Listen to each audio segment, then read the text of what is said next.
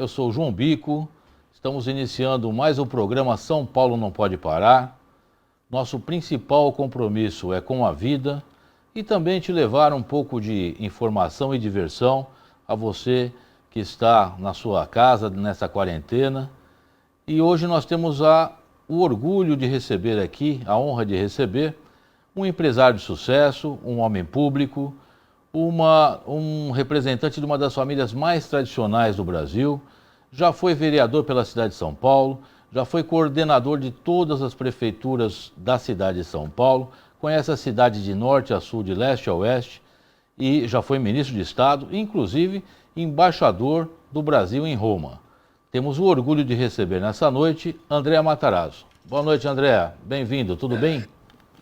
Boa noite, João. Para mim é um prazer estar aqui com você. Sempre é bom te ver.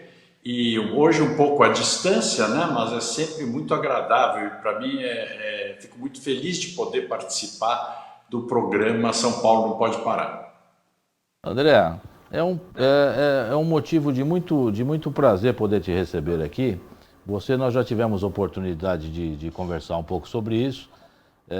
Meu pai já partiu para o Oriente Eterno, como nós chamamos, mas meu pai só teve um emprego na vida dele, e foi nas indústrias Matarazzo, do seu tio-avô. Meu pai teve 32 anos de trabalho somente na indústria Matarazzo, era um fã, e a indústria Matarazzo foi uma das indústrias que trouxe maior desenvolvimento industrial para o país no final do século XIX, no começo do século XX, né?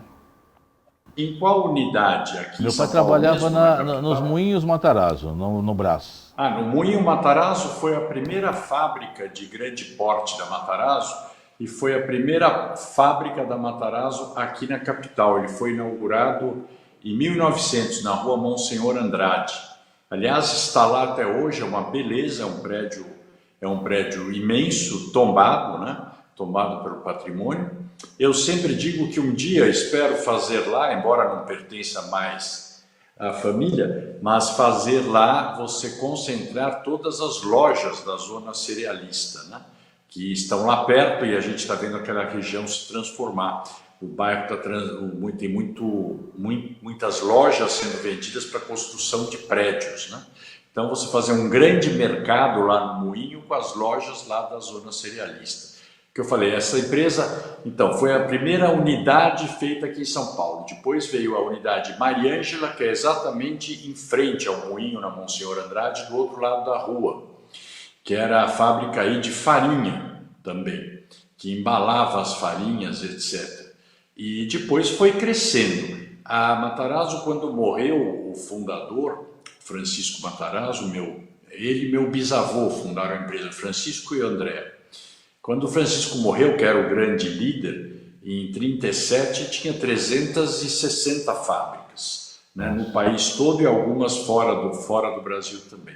É o reflexo do trabalho que todos esses imigrantes, né, que vieram para o Brasil desde o final do século XIX até meados do século XX, ajudaram a construir esse estado, essa cidade e o Brasil, sem dúvida nenhuma. E a Matarazzo, eu falo isso com muito orgulho, ela é o símbolo da industrialização do nosso país.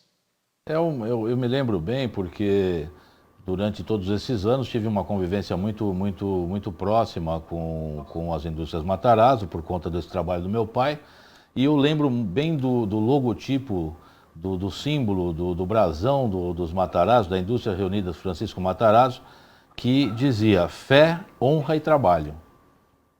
Eu acho que é um tripé. Fides honor labor, né, em latim, fides honor labor. Tem ainda em azulejo, inclusive, nessa fábrica, na Mariângela, lá na Monsenhor Andrade. Quando ela termina, entra na rua à direita e ainda está lá na parede. É o símbolo até hoje, né, que mudou completamente o perfil da empresa, foi dividida, a parte industrial, uma parte teve alguns problemas com meus primos, que acabaram tendo alguns problemas, e o Brasil foi muito cruel com o setor produtivo nesses últimos 30 anos, né? Houve uma imensa transferência de recursos do setor produtivo para o setor financeiro, com juros absurdamente altos para financiar o Estado e com isso a indústria, a gente percebe que a indústria do Brasil foi muito prejudicada.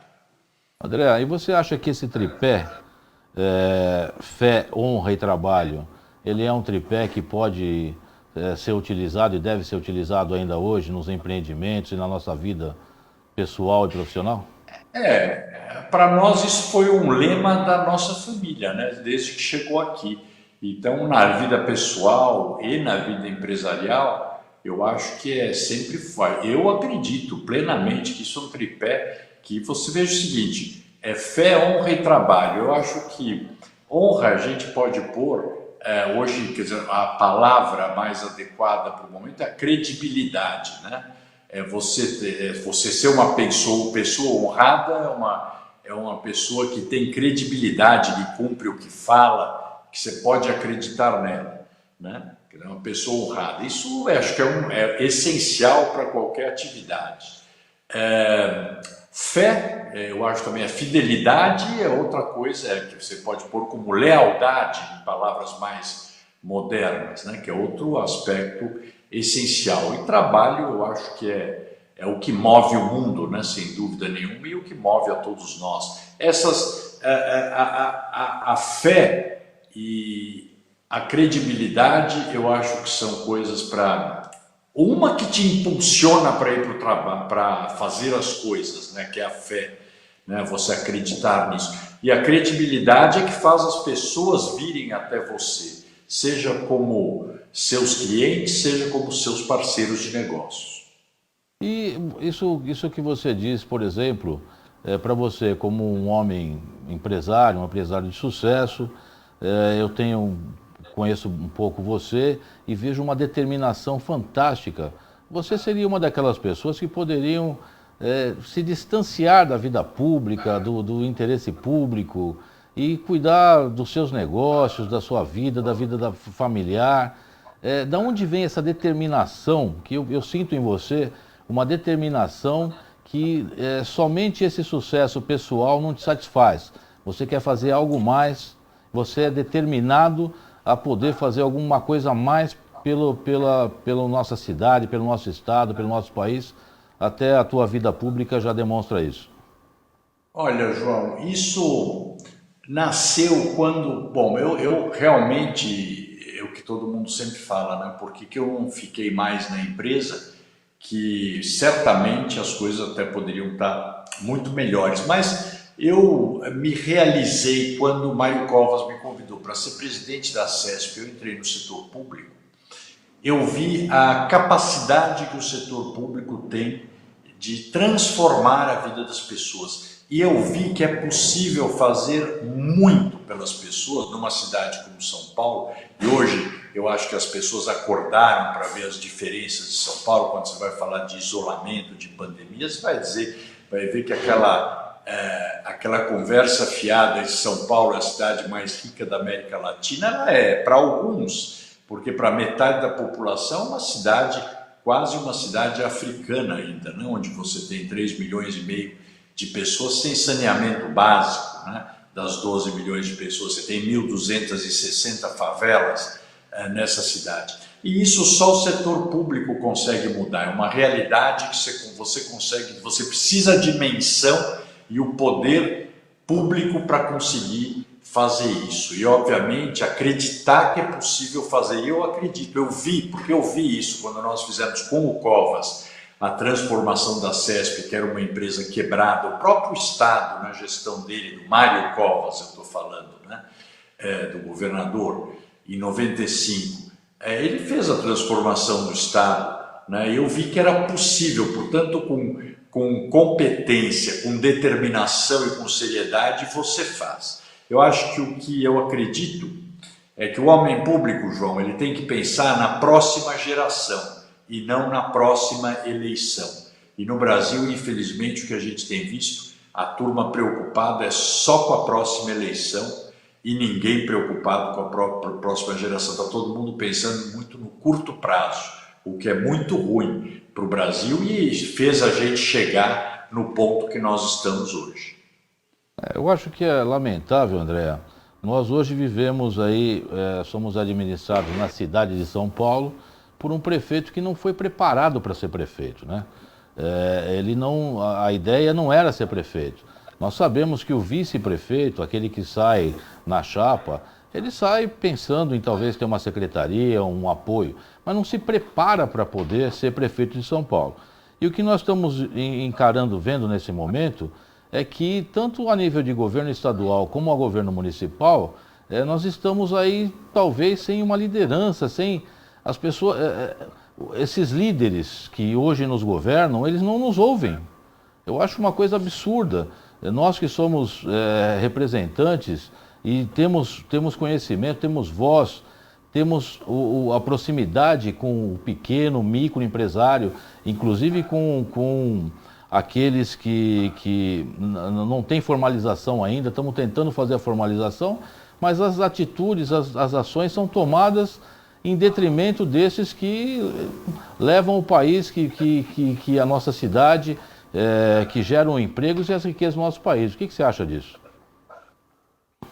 Eu acho várias coisas aí. Primeiro, eu acho que eu espero, né, que também a população comece a perceber. Ser prefeito de São Paulo não é uma coisa que pode cair de paraquedas e resolvi ser prefeito, vai ser prefeito. Não é assim.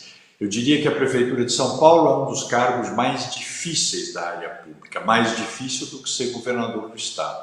Então você tem que ter experiência de setor público, do executivo, muita experiência. Tem que ter experiência política, porque você lida com a Câmara de Vereadores, que ela é muito forte, ela tem 55 vereadores. 55 vereadores, se 39 deles se reunirem, eles podem tirar o prefeito, se quiser.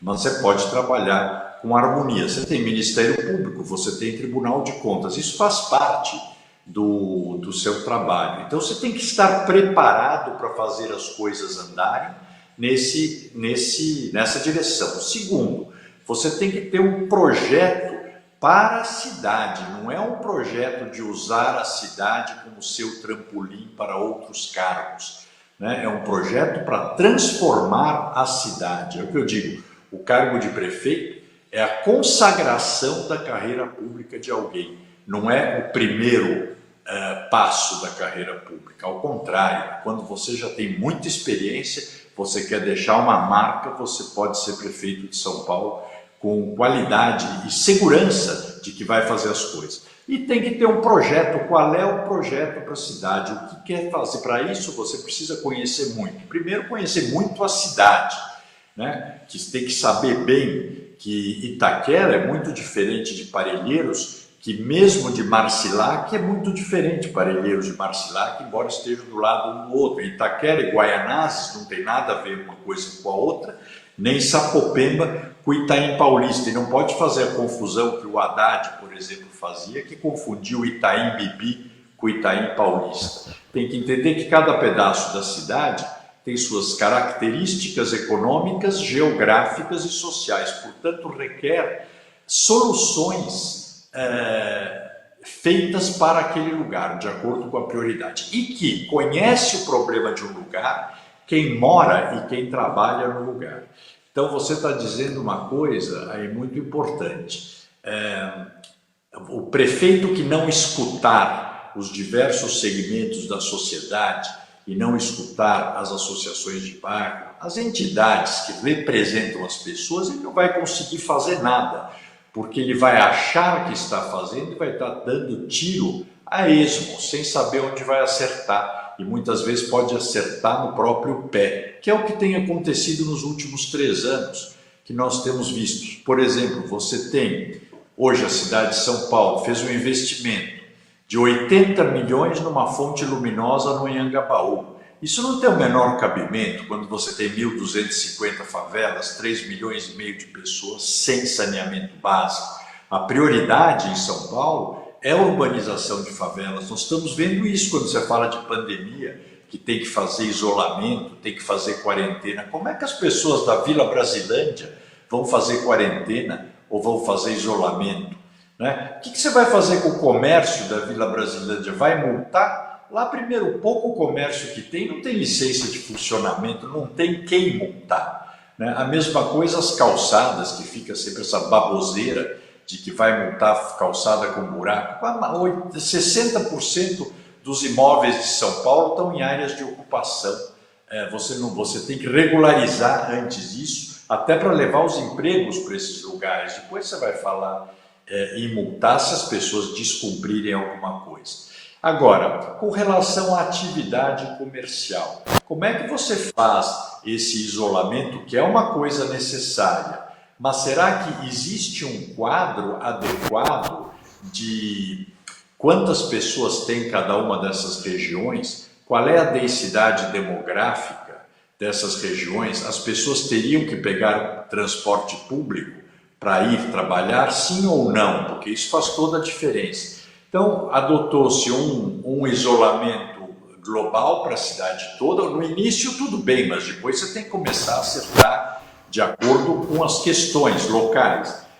E você não tem um levantamento, a densidade demográfica. E, ao mesmo tempo, eu vi que a prefeitura cortou 60% dos ônibus de circulação, porque diminuíram as pessoas que iam trabalhar. Isso não tem cabimento, provocando aglomeração nos pontos, nas plataformas de embarque e os ônibus lotados, pondo em risco as pessoas e pondo em risco os motoristas. Então, isso que eu digo. Administrar a cidade de São Paulo é para quem gosta de problemas. Se não quer ter problema, vai ser diretor de multinacional. Não dá para tocar uma cidade como São Paulo. O que eu imagino, tenho visto, André, e eu discutido aí com vários grupos de empresários, é que vem uma ordem de cima para baixo, como uma espada, não só do governo de estado, mas também do município. É como se um decreto fosse resolver toda a vida das pessoas. Você fez uma colocação importante, usando alguns bairros como Brasilândia, como Itaquera, São Miguel Paulista. Essas pessoas estão nas ruas. Nós temos imagens, orientados ou não, nós concordamos que o momento é o momento de quem puder fique em casa. Mas tem muitas pessoas que dependem do seu dia para poder ter sua refeição à noite, a refeição da sua família. E essas pessoas não têm ficado em casa e têm cada dia mais estado nas ruas, e não vai ser um decreto municipal estadual que vai manter essas pessoas. O que eu vejo, não sei se você concorda, vou até fazer uma metáfora aqui, me parece que o governo de estado e do município, eles parecem o Waze, aquele aplicativo de trânsito, que ele é muito bom, hoje me guia por 80% dos meus caminhos, mas, por exemplo, se você entrar numa rua com o Waze e parar no número 100, e você tem que fazer, você fez uma parada ali, e você tiver que fazer um outro caminho no número 80, ele te manda fazer uma volta no quarteirão, porque ele não faz um pequeno retorno. Então, me parece que o governador também, e também o prefeito de São Paulo, eles simplesmente não ouvem. Eles fazem questão de não ouvir e mandar uma decisão de cima para baixo como se isso fosse resolver. Não resolve. A nossa preocupação muito grande é que essas pessoas que começaram a ir para as ruas e vão começar a ir para as ruas cada vez mais, sem qualquer tipo de instrução ou proteção, colocando inclusive as nossas vidas em risco de transmissão dessa pandemia, é por completa ausência de informação dos próprios governos. O que você acha disso? Claro, mas é o que eu acho. Claro que o governador e o prefeito, vamos dizer, você não consegue conversar com todo mundo, mas os secretários estão lá para isso, né? Deveriam estar fazendo isso. Eu acho até errado, João, porque eu te digo, primeiro você vai para a Vila Brasilândia, para quem conhece, sabe que as pessoas não vão conseguir ficar dentro de casa, porque mal e mal tem casa. É um conceito diferente da casa, do tamanho da casa, do número de pessoas que estão naquela casa e etc. Né? Se é possível você ficar 30 dias em casa, já mesmo nas casas confortáveis, eu diria que é muito difícil. Você imagina quem mora 5, 6, 7 pessoas num determinado lugar. Então, por isso eu digo, tem que ouvir muito, e principalmente num caso desses que nós estamos vivendo, que é novo para todo mundo. Ninguém conhece essa história de pandemia, ninguém conhecia esse vírus, E eu acho que é a primeira vez na nossa geração toda, né, de todo mundo que está vivo hoje, que está vivendo uma questão como essa. Não sei quem viveu, acho que a gripe espanhola, mas provavelmente não se lembra porque era muito novo, né? Mas conversa, diálogo hoje é essencial para você fazer uma boa gestão, principalmente numa cidade do tamanho de São Paulo, que tem 12 milhões de habitantes e com características muito específicas. Ela tem 96 distritos e ela trabalha em 3 turnos, 24 horas por dia. Então você tem vários e vários tipos de atividade e uma completamente diferente da outra, exigindo soluções completamente diferentes uma da outra.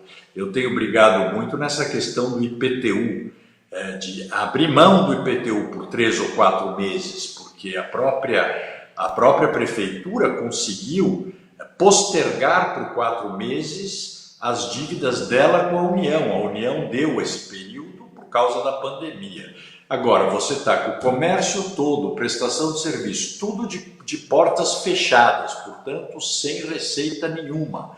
Como é que você vai pagar o IPTU? O que o prefeito respondeu foi, mandou um preposto qualquer responder no jornal que isso era porque eu queria proteger a minha mansão nos jardins. Então, você vê, é uma resposta antiga e preconceituosa, porque qualquer pessoa que paga aluguel em regiões legalizadas, onde existe o IPTU, ela paga também o IPTU. O profissional liberal que está sem trabalho hoje, o próprio prestador de serviço que está sem receita, ele paga IPTU, tanto no escritório dele, se tiver, como no aluguel que ele paga do apartamento, normalmente por conta do locatário. Então, essas coisas têm que ser pensadas. Você imagina a dificuldade que está os comerciantes, você é diretor, superintendente ou vice-presidente da associação comercial, vocês devem estar sentindo, ou estão sentindo na pele, as dificuldades que têm sido para manter os negócios em pé.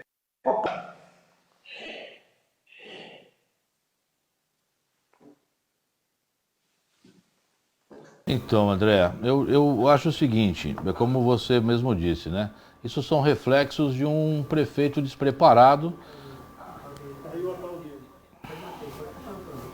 Eu vou continuar falando aqui para vocês até que a call do André seja reconectada, mas as palavras...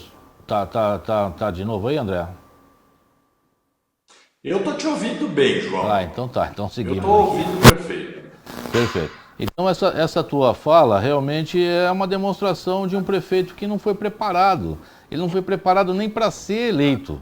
Lamentavelmente, o nosso governador que foi eleito prefeito de São Paulo deixou essa missão. Eu tenho visto algumas outras coisas também absurdas feitas pelo Bruno. É uma pessoa a quem eu gosto, respeito e não acho que age por má fé. Pode agir por talvez falta de conhecimento, falta de um grupo de apoio, porque ninguém governa também uma cidade sem um grupo de apoio, ainda mais uma cidade como São Paulo. E o que eu vejo é que ele está meio perdido, sabe? A descentralização da Cracolândia que ele tem tentado fazer, isso é um absurdo. Mas vamos seguir, porque tem bastante pessoas aqui, viu, André, fazendo questionamentos aqui, não só de São Paulo, e de todo o Brasil, inclusive amigos da Itália, da China, de Hong Kong. E eu gostaria de saber uma coisa de você.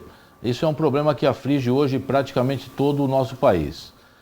A situação de Cracolândia, dessas concentrações de pessoas viciadas e em caráter de moradores de rua, viciados nesta praga que é nessa doença que é o crack principalmente, e que nós sabemos que isso também tem uma grande influência do tráfico, não existe Cracolândia sem tráfico. E como é que você vê isso e qual que seria a tua solução para esse problema de Cracolândia? Bom, eu lidei com isso muito tempo quando eu estive na prefeitura, fui subprefeito da Sé, e é onde está a Cracolândia, e depois fui secretário de subprefeituras, acumulando a subprefeitura da Sé. Eu te diria que é um problema que você tem que lidar com ele 24 horas por dia. Quando eu saí da prefeitura, João, foi em 2009, de 2005 a 2009 eu fiquei, eu saí de lá, tinha 180 pessoas cadastradas. Mas por quê? Porque tinha uma ação integrada da prefeitura com outros organismos da área pública, por exemplo, era a prefeitura, eu fazia todo dia fiscalização nos estabelecimentos daquela região. Então, todo mundo que não tinha licença de funcionamento, por exemplo, os hotéis que eram usados para o tráfico, eles não tinham autorização para funcionar, então fechava. Então, tudo, ferro velho clandestino que estava comprando coisas roubadas do pessoal que roubava para vender, para comprar pedra de crack, também fechava. Aquele sopão que faziam à noite, me xingavam muito por causa disso, mas o que era? O traficante oferecia uma sopa, fazia fila de gente para tomar sopa e do lado tinha o cara dele entregando as pedras de crack também, né? Então, nós perturbamos o tráfico dentro do que podíamos, você acaba cansando o pessoal. Então, o tráfico, lavávamos as ruas 3 a 4 vezes todos os dias. Agora, eu ia lá toda a madrugada. Então, tinha um trabalho de assistência social grande na região, da saúde também grande, de fiscalização grande, polícia civil, polícia militar, Sabesp, Comgás, Eletropaulo. Então, tudo que era clandestino, tudo que tivesse irregular, você ia fechando. E tudo que estava irregular era ligado ao tráfico. Então, claro, nós não conseguíamos combater o traficante, não dá para combater o traficante, nem é papel da prefeitura fazer isso. Mas nós conseguimos fazer o traficante mudar de lugar. Então, o que acontece? Na hora que você tira o traficante de lá, o viciado também vai embora, porque eles não são moradores de lá. E a minha tese é que você não podia condenar o Bom Retiro e aquela região da Santa Efigênia, podia condenar a ser refém do tráfico de drogas. Existem moradores lá. Hoje o que você vê é alguma coisa indecente. E eu vi que estão transferindo agora um equipamento para tratamento de dependente químico, que a gente sabe que é problemático, estão levando para a região do Glicério, que vai deteriorar aquela região também. Você está levando também lá para Cruzeiro do Sul, se não me engano, o que vai criar problemas na região. Então, eu acho que o tráfico em si é um problema no Brasil inteiro e no estado todo. Qualquer cidade pequena, hoje você fala com o prefeito, ele vai te falar que está com problemas com tráfico de drogas, com drogas na cidade. E o que nós podemos fazer como cidade é isso. Primeiro, iluminação ajuda muito, ordem urbana, né? Organização urbana. Você deixando os lugares limpos, em ordem, etc., ele atrai menos os vagabundos, é lógico. E o dependente químico que tem que ser tratado, ele tem que ser cuidado, porque ele tem uma doença. Né? Como o viciado em bebida é a mesma coisa, é um dependente químico, ou viciado em cigarros. Ele precisa tratamento e consegue se livrar daquilo, vai ter recaídas. Então são duas coisas separadas, eu acho. 3. Primeiro, o caso de polícia com o traficante. Isso é a questão de deixar essas concentrações de dependentes químicos, tipo um território livre da droga. O São Paulo está deixando lá na região dos Campos Elíseos, de Santa Efigênia, na região da Luz, é outro problema que você não pode deixar. E tem o problema de saúde, que é com os dependentes químicos. Então é um problema policial do tráfico, urbano das Cracolândias e de saúde, que é dos dependentes químicos. Nós sabemos que você é um pré-candidato a prefeito da cidade de São Paulo, na minha opinião, um dos mais preparados, tem todo o conhecimento de São Paulo, da cidade, se preparou para ser prefeito e talvez tenhamos essa oportunidade de tê-lo como representante da principal cidade do Brasil. Nesse caso específico, se o André Matarazzo fosse hoje o prefeito de São Paulo, o que nós poderíamos esperar de solução real para a Cracolândia? Repetir o que nós fazíamos, que é exatamente, primeiro é você resolver é desocupar a região, libertar o bairro do tráfego, que isso você não vai fazer de um dia para o outro, que até para evitar cenas de violência, tudo aquilo. Mas você começa a fazer uma operação de desgaste em todas as ilegalidades que estão lá e começa a dar atendimento social e de saúde para os dependentes químicos. Seria uma das prioridades, que eu digo, é libertar o bairro daquela concentração de gente e oferecer tratamento ao pessoal. O que não pode é se omitir. O que existe hoje é uma omissão, né? Tá lá, assim, ninguém critica porque está isolado lá. Hoje a imprensa cobre pouco, né? Porque está sempre o mesmo problema. Então ficou esquecido, né? É mais cômodo deixar assim. Na época nós mexemos, eram muitas críticas o tempo todo, mas eu acho que se você tem convicções, você tem que brigar pelas suas convicções. Você é eleito para resolver os problemas em cima das propostas que você fez na sua campanha, né? Então, uma das propostas que eu tenho é você reorganizar aquela região, né? E libertar o comércio e os moradores de lá de um flagelo que eles estão vivendo há muitos anos. Muito bom. André, mudando um pouco de tema, eu tenho conversado com alguns grupos de empresários e hoje, por exemplo, conversando com donos de hotéis, donos de shopping centers, donos de lojas em shopping centers, eles têm dito o seguinte, que hoje o negócio deles é como você está andando com o táxi, com o taxímetro ligado, mas sem o cliente para pagar a conta. Como é que você acha que nós vamos conseguir resolver essa situação quando vem uma extensão de quarentena, tanto municipal quanto estadual, mas não traz solução, por exemplo, para o pagamento de impostos, IPTU, aluguéis, ou seja, as despesas continuam andando. O que vai acontecer? Como é que você acha que vai terminar esse caso, essa situação pós-quarentena? Pois eu acho que nós temos que entender, eu até vi ontem um projeto do vereador Polici Neto, muito interessante, um programa justamente de prorrogação de impostos e algumas outras medidas para preservar a atividade econômica aqui da cidade. Eu vejo, João, como uma coisa delicadíssima, porque o que nós vamos viver será um pós-guerra.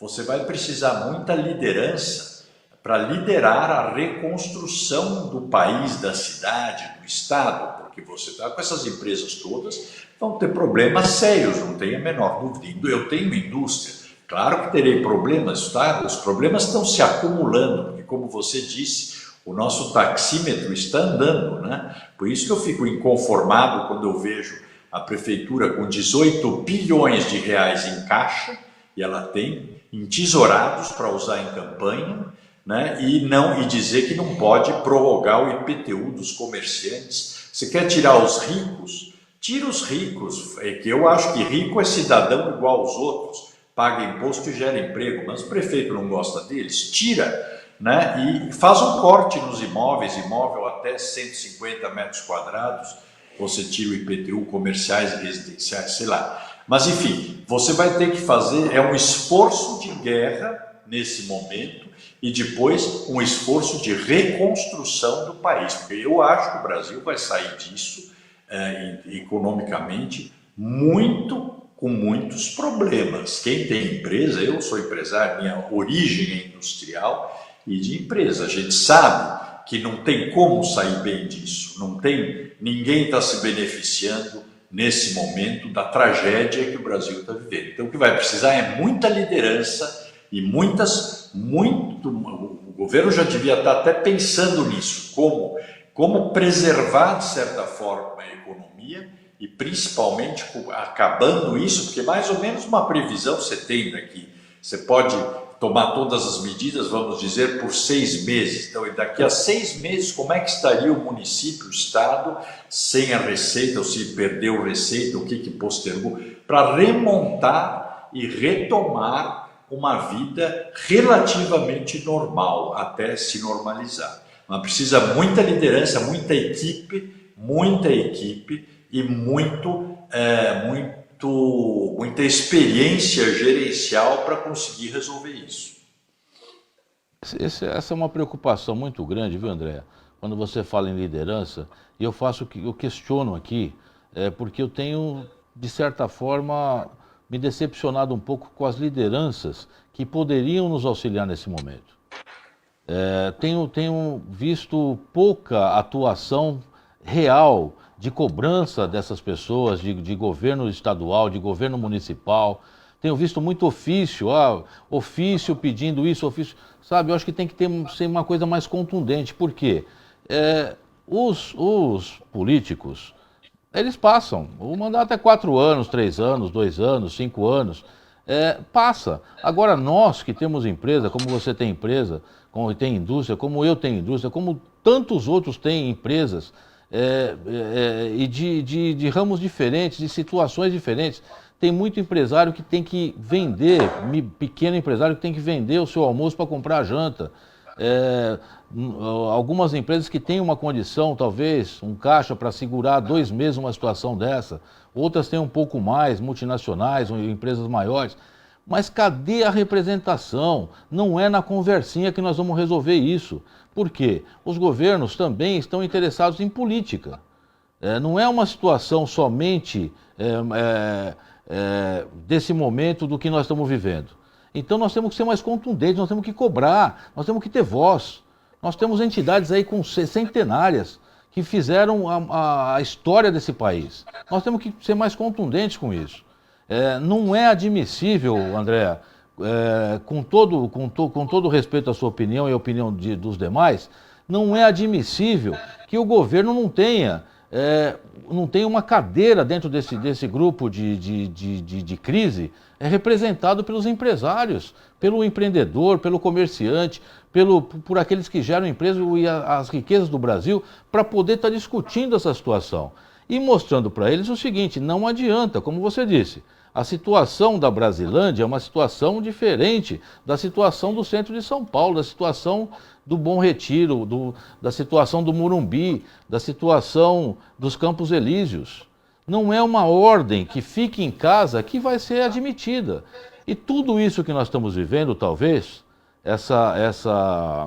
esse momento de quarentena, seja colocado em risco quando essas pessoas não aguentarem, mas como já não estão aguentando, eu tenho, por força do meu negócio, que é considerado essencial, que é a iluminação pública, eu não parei de trabalhar um dia. Me adaptei dentro das condições e da segurança necessária para poder manter em segurança os nossos colaboradores e a população, mas não pude parar. Então, nós temos visto o aumento de tráfego, o aumento de pessoas na rua dia a dia.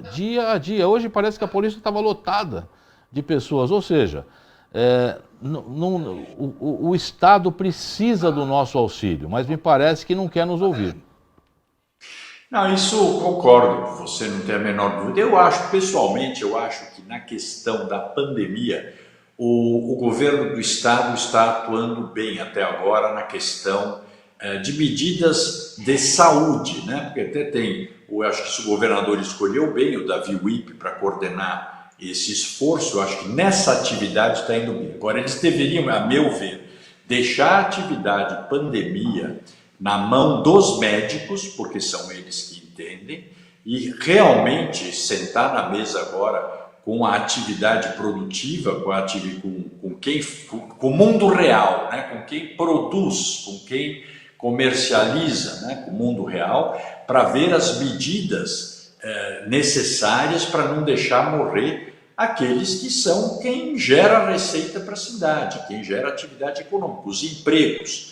E os impostos são gerados pelos comerciantes, prestadores de serviços, pelos industriais. Então, eu acho que a administração, que não é saúde, deveria atender começar a discutir essas questões com as pessoas e deixa as questões de saúde com os médicos. Eu vi outro dia até o prefeito falando de cloroquina Puxa, mas quem é a mesma coisa que você perguntar para mim, João, você acha que deve tomar cloroquina ou não?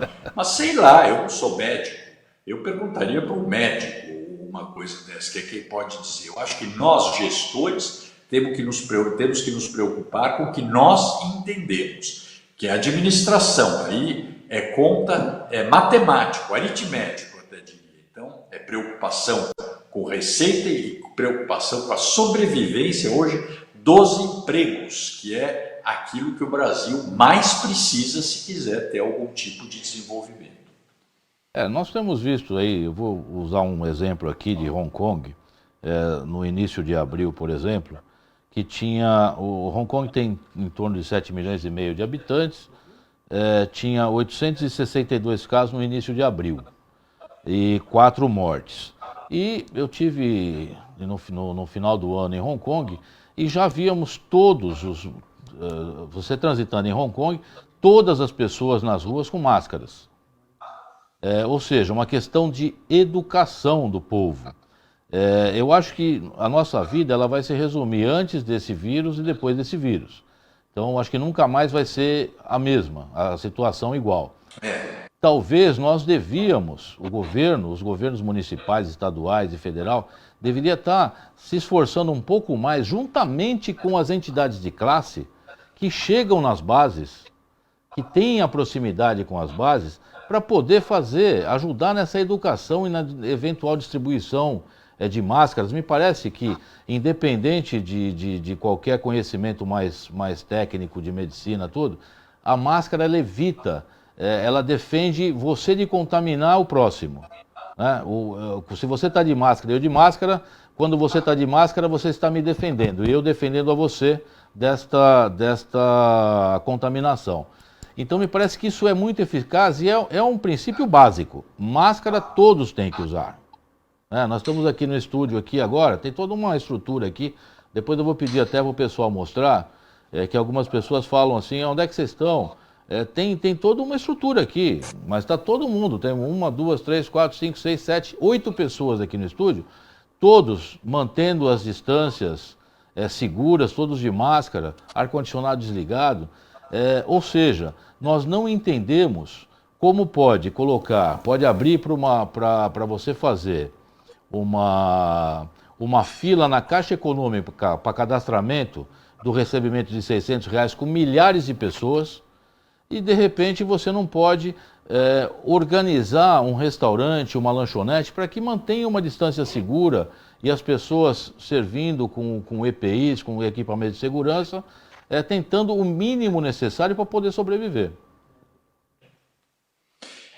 Eu digo, tem que ver com os médicos qual é o timing acertado. Você estava falando de máscaras, é muito cultural no Oriente a questão de máscaras, né? No Japão o cara está resfriado, ele coloca a máscara. Então eu sempre falo, eu desde o começo sou fã das máscaras, porque eu acho que não precisa ser médico para saber que se você espirrar, e a saliva é sempre contagiante, e você estando de máscara, você não vai espalhar os vírus para frente. Ela sempre ajuda, sem dúvida nenhuma. Eu acho também que, em última análise, você vê com as entidades, como Federação das Indústrias, Associação com a Federação do Comércio, Sindicato de Trabalhadores de Construção, aqueles mais especializados que não estão a fim de fazer política, estão a fim de resolver problemas, é sempre bom, porque você tem lideranças fortes em São Paulo, né, principalmente, que tem comando sobre suas bases, que valeria a pena, sempre vale a pena conversar, eu acho, pelo menos. Maravilha, André. Eu gostaria que você falasse um pouco, porque nós vamos passar por isso, né? Se Deus quiser, talvez nós estejamos chegando já no pico dessa proliferação desse vírus e logo, logo nós vamos encontrar uma saída e vamos passar por isso. E me parece que as eleições não vão ser alteradas, nós vamos ter eleições municipais no meio dessa situação toda. E eu gostaria que você nos deixasse aqui uma uma mensagem sua do que nós podemos esperar das suas ideias para essa próxima gestão. Queria, completando só o que estávamos falando antes, no fim da pandemia, vamos esperar que a gente saia diferente. Sai diferente, como todos os países que tiveram guerras, né? O Brasil nunca teve alguma tragédia como essa, dessa dimensão, e isso muda, não tenha dúvida que muda. Você vê que quanto a dificuldade estimulou a criatividade e a solidariedade das pessoas, né? Isso realmente muda. Com relação à eleição, antes de você falar da eleição, eu pulei aqui, eu tinha aqui feito uma pontuação aqui, acabei pulando, desculpe, eu queria que você falasse um pouquinho dessa tua experiência. Você, além de ter sua origem na Itália, você foi embaixador do Brasil na Itália. A Itália é um dos países que mais sofreu e sofre com essa situação do coronavírus. E como é que tá? Você tem conversado com o pessoal da Itália? Como é que está a situação? A curva já começou a descer, já chegou no seu pico? Como é que você tem visto isso? Não, tenho conversado com meus primos e primas de lá, que obviamente passaram um horror, né? Com 800 mortes por dia, num país que tem 50 milhões de habitantes, 52 milhões de habitantes, um país que tem muitas pessoas idosas, né? Você pega em Roma, a cada 4 italianos de Roma, um tem mais de 60 anos de idade. Então, foi um país que foi atingido muito feio com essa pandemia, até por uma certa irresponsabilidade do prefeito de Milão, que estava apregoando até que se fizesse festa, que aquilo não era nada, etc. Uma bobagem, se arrependeu, pediu desculpas. Eles estão já com um número bem menor agora de internados em UTI. Esse é o melhor indicador, ou seja, que começa a decair as pessoas que têm necessidade de UTI. Porque ter o coronavírus não é tão grave desde que você não tenha os efeitos do coronavírus para as pessoas que têm efeitos mais pesados, como o problema de respiração. Então, eles já estão na fase, inclusive, de discutir qual vai ser o modelo de retomada das atividades nas cidades. Começar por que cidade, que tipo de atividade começa, se os horários são os mesmos, enfim, é uma coisa planejada, e isso é possível hoje com a tecnologia, você consegue planejar isso bastante bem. Tá chegando.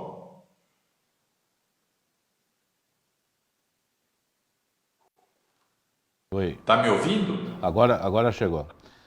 Ô André, e assim, como é que você vê, por exemplo, né, essa retomada, como você estava falando? Nós temos, eu comecei a dizer e não terminei. Eu tenho algumas cidades, eu visitei uma cidade aí durante essa semana e tive que dormir na cidade. Por conta do trabalho de um trabalho considerado essencial.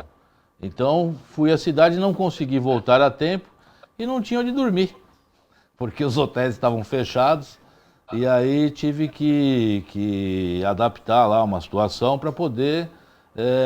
Você acha que o Brasil, você acha que São Paulo, o estado de São Paulo, a cidade de São Paulo, o Brasil, vai ter condição de organizar essa retomada, priorizando, organizando isso, por exemplo? Quando é que os hotéis vão começar a poder receber novamente os seus hóspedes? Como é que...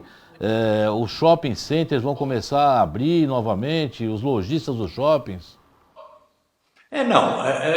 Capacidade de retomar vai ter, porque isso acaba acontecendo, querendo ou não. Resta saber se vão conseguir fazer da melhor forma possível, não deixando ter uma recaída de contágios, que é uma coisa importante, e fazer com a organização adequada. E para isso realmente devia se conversar com as entidades em conjunto, porque elas poderiam propor ao governo a solução e o governo arbitrar se isto, de acordo com a questão médica, funciona ou não funciona, né? Mas eu acho que quem consegue organizar isso é muito mais os setores de forma organizada e o governo arbitrar do que o governo decidir quem pode e quem não pode. Então, acho que deveria vir proposta e o governo analisar, alterar e aprovar no final.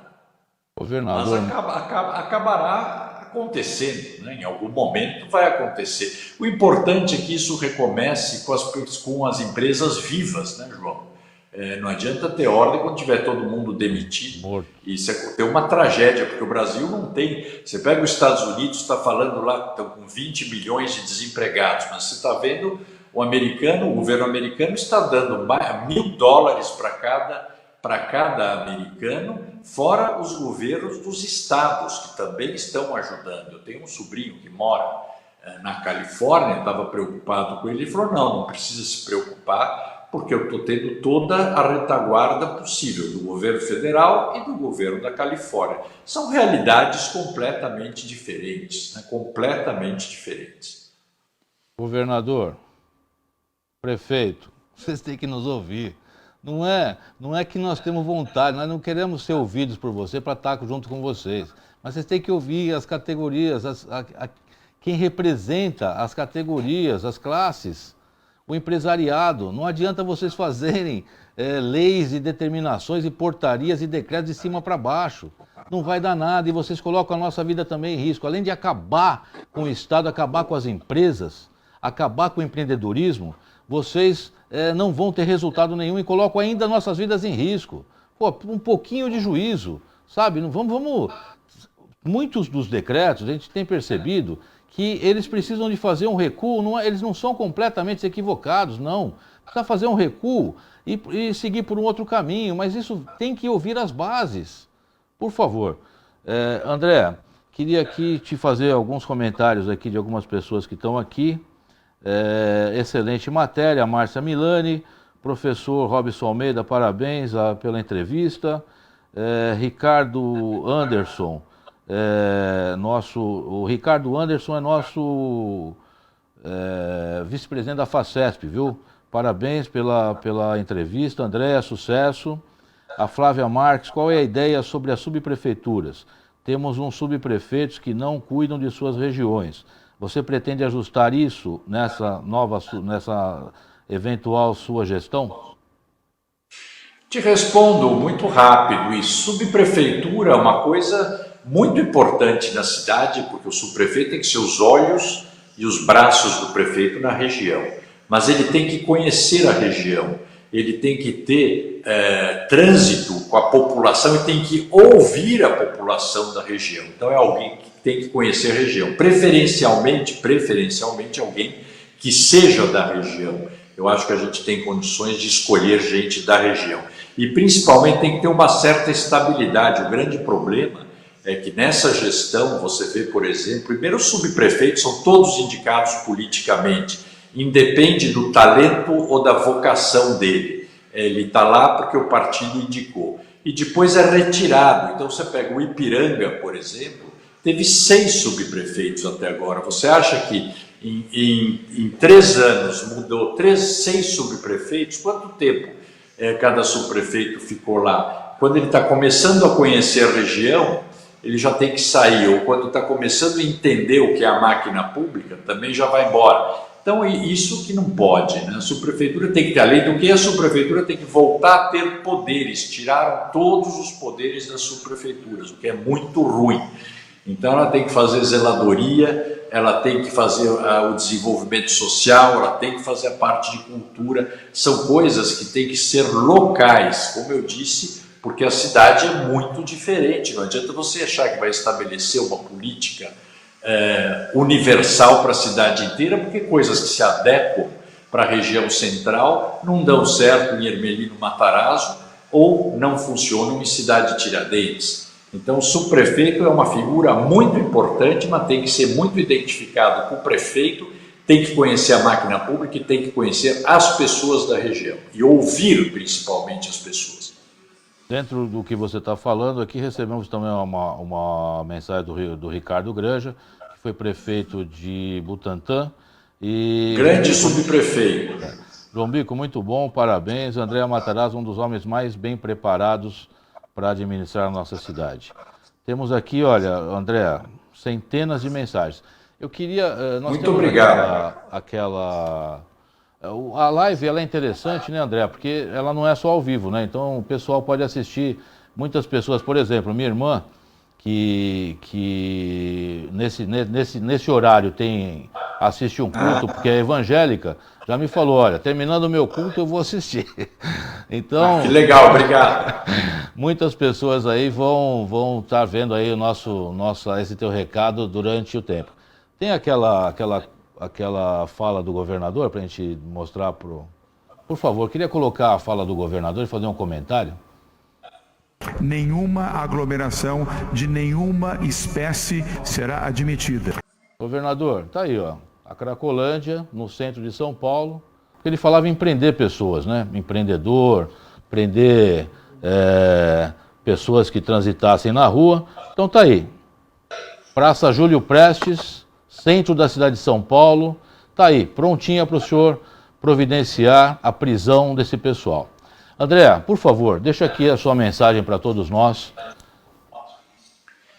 Olha, João, bom, primeiro quero te agradecer muito a oportunidade. Depois, eu acho que é importante a gente seguir o conselho dos médicos. Quem entende de coronavírus são os médicos, de preferência os infectologistas. Agora, a mensagem que eu quero dar é que a gente tem que sempre pensar de permanecer ativos na vida pública. Todo mundo, o cidadão tem que estar ativo na vida pública, até porque na escolha de prefeito, escolha de vereadores, principalmente, escolher vereador é muito importante. O vereador, ele vota plano diretor, ele vota lei de zoneamento, ou seja, tudo que um vereador faz interfere diretamente na vida do cidadão. Então ele tem que escolher bem, olhar o histórico, esquece essa coisa radical, nós não podemos ficar, as coisas não são brancas ou pretas, tem nuances. Aliás, para fazer só uma brincadeira, cinza tem 50 tons de cinza, né? Então é um fato, quer dizer, as coisas, elas, principalmente na administração pública, uma cidade com 12 milhões de pessoas tem muitos problemas e tem prioridades que têm que ser resolvidas e dá para resolver de comum acordo e todo mundo junto. André Matarazzo, foi um prazer tê-lo aqui, muito obrigado. Obrigado a todos vocês internautas que nos acompanharam e que nos acompanham nesse momento. E gostaria de agradecer toda a equipe aqui do Estúdio Hiper Show. Nós temos, dá para dar uma geral no estúdio aqui? Na câmara? Porque o pessoal pensa que nós estamos sentados aqui numa cadeira, mas foi muito bem elaborado. Tudo isso a gente tem uma responsabilidade muito grande com o nosso público, viu, André? E por isso nós temos trazido pessoas aí que fazem a diferença, trazem informações importantes. Eu tenho certeza que você vai estar conosco aqui mais uma vez ainda, assim que possível, para poder trazer mais informações, contar um pouco mais dessa tua experiência nesse país maravilhoso que eu acho que é o segundo país de todo brasileiro, que é a Itália. E vai dar para dar uma geral? Por favor. Mas vamos contar depois um pouco a história da nossa cidade, que essa é mais bonita do que Roma. Muito bom, vai ser um prazer. Obrigado, Andréa. Você fala de São Paulo hoje, né?